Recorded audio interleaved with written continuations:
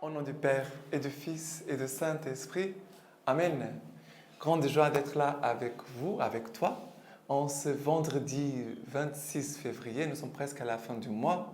Et on avance dans ce chemin de carême, un temps de vraiment de grandes grâces et un temps de plonger dans la profondeur de nous-mêmes. Parce que c'est dans la profondeur de nous-mêmes aussi que nous trouverons Dieu. C'est pour ça qu'il faut descendre. Et pas avoir peur de descendre et d'entrer dans notre cœur. Parce que même si nous allons trouver des choses qui ne sont pas très belles, parce que nous sommes des pécheurs, mais n'oubliez pas qu'au fond de notre âme, Dieu habite en nous. Ok? Et on va commencer cette lecture divina aujourd'hui avec le livre d'Ézéchiel, chapitre 18, verset 21 jusqu'au verset 28. Mais nous ne voulons pas faire ce chemin sans l'Esprit Saint, c'est l'aide de l'Esprit Saint, et aussi l'accompagnement, la présence de la Vierge Marie. Alors, le prophète Ézéchiel nous dit aujourd'hui, « Quant au méchant, s'il renonce à tous les péchés qu'il a commis, observe toutes mes lois et pratique le droit et la justice, il vivra et ne mourra pas. On ne se souviendra plus de tous les crimes qu'il a commis. Il vivra à cause de la justice qu'il a pratiquée. Prendrai-je donc plaisir à la mort du méchant, oracle du Seigneur Dieu, et non pas plutôt à le voir renoncer à sa conduite et vivre? Mais si le juste renonce à sa justice et commet le mal, imitant toutes les abominations que commet le méchant, vivra-t-il? On ne se souviendra plus de toute la justice qu'il a pratiquée, mais à cause de l'infidélité dont il s'est rendu coupable et du péché qu'il a commis, il mourra. Et vous dites, la manière d'agir du Seigneur n'est pas juste. Écoutez donc, maison d'Israël, est-ce ma manière d'agir qui n'est pas juste? N'est-ce pas votre manière d'agir qui n'est pas juste? Si le juste se détourne de sa justice pour commettre le mal et meurt, c'est à cause du mal qu'il a commis qu'il meurt. Et si le pécheur se détourne du péché qu'il a commis pour pratiquer le droit et la justice, il assure sa vie. Il a choisi de se détourner de tous les crimes qu'il avait commis. Il vivra, il ne mourra pas. Alors, ce qui me touche ici, c'est ces commentaires du peuple qui dit, vous dites, la manière d'agir du Seigneur n'est pas juste. Et après, le prophète va dire, mais écoutez, maison d'Israël, est-ce ma manière d'agir qui n'est pas juste? N'est-ce pas votre manière d'agir qui n'est pas juste? Dieu ici, je ne sais pas, mais peut-être il y a eu des personnes qui ont déjà dit cela à Dieu, tu n'es pas juste, tu n'es pas bon, ou même d'autres choses. Et le Seigneur est en train de dire, mais tu crois que vraiment c'est juste ce que tu viens de dire? Que moi je ne suis pas juste, que je ne suis pas bon, que je ne suis pas... Le Seigneur est en train de visiter des cris du cœur de l'homme et des cris qui sont des cris de manque de foi, qui sont des cris de révolte, qui sont des cris de plaintes contre Dieu. Dieu veut descendre là, dans le cœur de ces personnes. Jésus veut descendre, non pas pour accuser. Ah, maintenant parce que Dieu, il voit, mais Dieu, il sait tout. Moi, je ne peux rien cacher à Dieu. Moi, je ne peux rien cacher. Dieu connaît tout de mon passé, de ce que j'ai fait ce matin. Dieu connaît. Alors, ici, c'est important de regarder. C'est de se détourner du mal. Et ici, la parole de Dieu dit, et si le pécheur se détourne du péché qu'il a commis pour pratiquer le droit et la justice, il assure sa vie. Et ici, ce n'est pas assurer seulement la vie ici-bas. Surtout, c'est d'assurer la vie éternelle. C'est cela qui est le plus important. Parce que m'intéresse, quel intérêt, mon intérêt de vivre ici-bas, 90 ans, 95 ans, et même si je vis dans un bon état de santé quand même, qu'est-ce que cela m'intéresse par rapport à l'éternité? 90 ans, 95 ans par rapport à l'éternité, c'est rien. Ce qui m'intéresse, c'est l'éternité. C'est ça qui m'intéresse. C'est détourner du mal. Quel est le mal, peut-être, que Dieu est en train de nous dire aujourd'hui, qu'on se détourne? Dieu est en train de dire, arrête-toi, détourne-toi de ces péchés. C'est important d'écouter le Seigneur et de renoncer à tous nos péchés. Et essayer renoncer aux péchés que nous avons commis, observer toutes les lois du Seigneur et pratiquer le droit et la justice. Voilà, c'est ça que c'est en train de dire. Renoncer à tous les péchés commis, observer ses lois et pratiquer le droit et la justice. Le Seigneur nous donne toujours sa grâce pour cela, pour renoncer au péché, pour observer ses lois, pratiquer le droit et la justice. Le Seigneur nous donne toujours sa grâce. Nous pouvons avoir toujours confiance. Le Seigneur donnera toujours la grâce. On peut être sûr, d'accord? Par rapport au psaume d'aujourd'hui, c'est le psaume 130, 129, versets 1 à 4, pardon, 1 à 6, 1 à 8, pardon. 1, 2, 3, 4, 5, 6, 7, 8. OK? Voilà, le psaume 130. Il est comme ça. Des profondeurs, j'écris vers toi, Seigneur. Seigneur, écoute mon appel. Que ton oreille se fasse attentive à l'appel de ma prière. Si tu retiens les fautes, Seigneur, Seigneur, qui subsistera? Mais le pardon est près de toi pour que demeure ta crainte. J'espère le Seigneur, j'espère de tout mon âme et j'attends sa parole. Mon âme attend le Seigneur plus que les veilleurs l'aurore, qu'Israël attend le Seigneur. Car près du Seigneur est la grâce, près de lui abonde le rachat. C'est lui qui rachètera Israël de toutes ses fautes. Regardez, ici le psaume nous dit, j'espère le Seigneur, j'espère de tout mon âme. J'attends sa parole. Mon âme attend le Seigneur, plus que le veilleur l'aurore. Et qu'Israël attend le Seigneur. Mais ici, ce n'est pas attendre et espérer. Ça veut dire, j'ai espérance en Dieu. Avoir espérance en Dieu. C'est cela que le psaume nous dit. Le Seigneur, pourquoi je peux espérer toujours dans le Seigneur? Avoir une espérance immense. C'est l'espérance qui va aussi élargir, grandir notre confiance.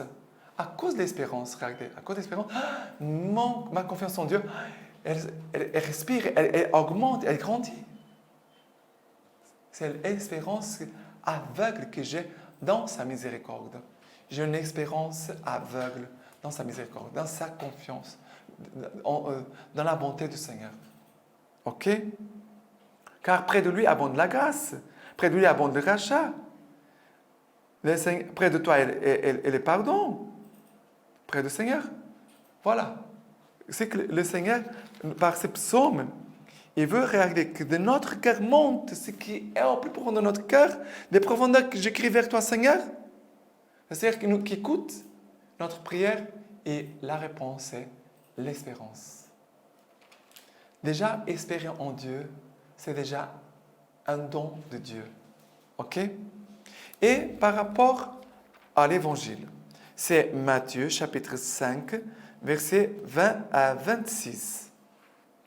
Car je vous le dis, si votre justice ne surpasse pas celle des scribes et des pharisiens, vous n'entrerez pas dans le royaume des cieux.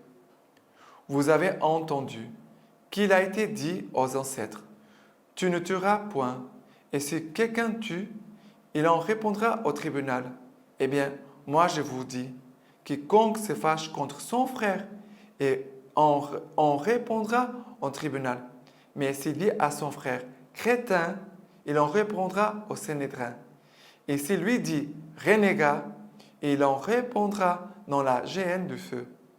Quand donc tu présentes ton offrande à l'autel, si là tu te souviens que ton frère a quelque chose contre toi, laisse là ton offrande devant l'autel et va d'abord te réconcilier avec ton frère. Puis reviens et alors présente ton offrande. Hâte-toi de t'accorder avec ton adversaire tant que tu es encore avec lui sur le chemin, de peur que l'adversaire ne te livre au juge, et le juge au garde, et qu'on ne te jette en prison. En vérité, je te le dis, tu ne sortiras pas de là que tu n'aies rendu jusqu'au dernier sou. Ici, cet évangile, il est très, très exigeant. Mais heureusement, parce que cet évangile va vraiment nous pousser dans notre conversion. Et parfois, nous sommes très lâches, très molles dans notre conversion. Le Seigneur est en train de dire, regardez, il dit comme ça, écoutez bien. Eh bien, je vous dis, quiconque se fâche contre son frère, on reprendra au tribunal. C'est déjà quelque chose de grave, on peut dire. C'est déjà quelque chose de grave. S'il dit à son frère, crétin, il répondra au Sanhédrin. C'est déjà encore plus grave. Ça veut dire le tribunal humain au tribunal religieux. C'est cela, le Sanhédrin. C'est le tribunal religieux pour les Juifs.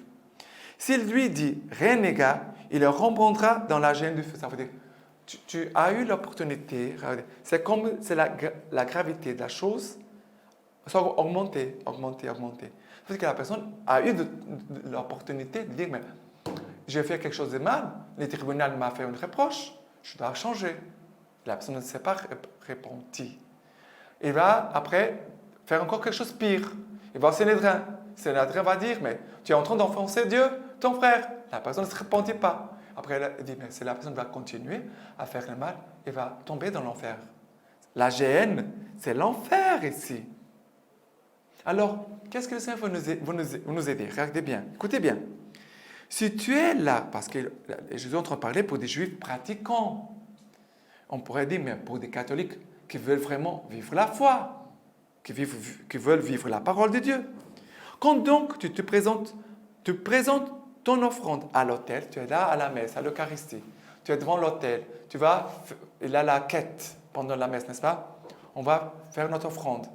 Et la parole de Dieu dit, c'est qu'à ce moment-là, l'offertoire, tu te rends compte que ton frère, il dit, si tu te souviens que ton frère a quelque chose contre toi, laisse ton offrande, il va d'abord te réconcilier avec ton frère.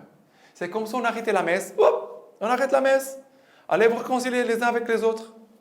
Et seulement après qu'on peut continuer la messe. Ce serait bien qu'un jour on puisse faire cela pendant la messe. Dire, voilà, on va s'arrêter, on va se réconcilier avec nos frères. On ne va pas, sinon on fait semblant de vivre la foi, qu'on veut se convertir, qu'on veut vivre l'amour de Dieu. Et c'est faux. On ne veut pas, parfois on ne veut pas se convertir. Dieu nous donne l'opportunité. Et si vous regardez, les tribunaux, les Sanhédrins, ça veut dire que ce sont des opportunités que Dieu nous donne pour nous convertir. Et devant l'autel, on ne peut pas tricher. Tu dois aller te réconcilier. Si tu n'es pas réconcilié avec ton frère, si ton frère a quelque chose contre toi, ce n'est pas moi contre mon frère. Si mon frère il a quelque chose contre moi, regarde, si mon frère il a quelque chose contre moi, c'est moi qui dois aller le voir pour me réconcilier avec lui, pour demander pardon. C'est ça que l'évangile est en train de nous dire. Sinon, on n'est pas dans la vérité. On n'est pas en Dieu. Ça veut dire que nous sommes en train peut-être de marcher vers l'enfer, vers notre perdition. C'est très grave et c'est en même temps très exigeant, bien sûr, parce qu'il faut beaucoup d'humilité. Il faut beaucoup d'humilité, beaucoup. OK? Et la lecture patristique d'aujourd'hui, c'est Alred de Rielvo, aimez vos ennemis. Rien ne nous encourage tant à l'amour des ennemis, en lesquels consiste la perfection de l'amour fraternel, que de considérer avec gratitude l'admirable patience du plus beau des enfants des hommes. Il a tendu son beau visage aux impies pour qu'ils les couvrent de crachats. Il les a laissés mettre un bandeau sur ses yeux qui d'un signe gouverneur l'univers. Il a exposé son dos au fouet. Il a soumis aux pointes des épines sa tête, devant laquelle doivent trembler princes et puissants. Il s'est livré lui-même aux affronts et aux injures. Et enfin, il a supporté patiemment la croix, les clous, la lance, les fiels, les vinaigres. Demeurons au milieu de tout cela, plein de douceur et de sérénité. Il fut mené comme une brebis à l'abattoir, et s'est tu comme un agneau devant celui qui le tondait, et il n'ouvrit pas la bouche. En entendant cette admirable parole, pleine de douceur, d'amour et d'imperturbable sérénité. Père, pardonne-leur. Que pourrait-on ajouter à la douceur et à la charité de cette prière? Et pourtant le Seigneur ajouta quelque chose. Il ne se contenta pas de prier. Il voulut aussi s'excuser. Voulut aussi excuser. Père, dit-il, pardonne-leur, car ils ne savent pas ce qu'ils font. Ils sont sans doute des grands pécheurs, mais ils en ont à peine conscience. C'est pourquoi, Père, pardonne-leur. Ils crucifient, mais ils ne savent pas qui ils crucifient. Car s'ils l'avaient su, ils n'auraient jamais crucifié le Seigneur de gloire. C'est pourquoi, Père, pardonne-leur. Pour trouver un repos plus parfait et plus heureux dans les délices de la charité fraternelle, qu'il étreigne aussi ses ennemis dans les bras du véritable amour. Mais enfin, que ce feu divin ne diminue pas à cause des injures, qu'il fixe toujours les yeux de l'Esprit sur la sereine patience de son bien-aimé Seigneur et Sauveur. Fixe toujours les yeux de l'Esprit sur la sereine patience de son bien-aimé Seigneur et Sauveur. Voilà. Que le Seigneur vous bénisse et vous garde par l'intercession de la Vierge Marie, lui qui est Père, Fils et Saint-Esprit. Amen.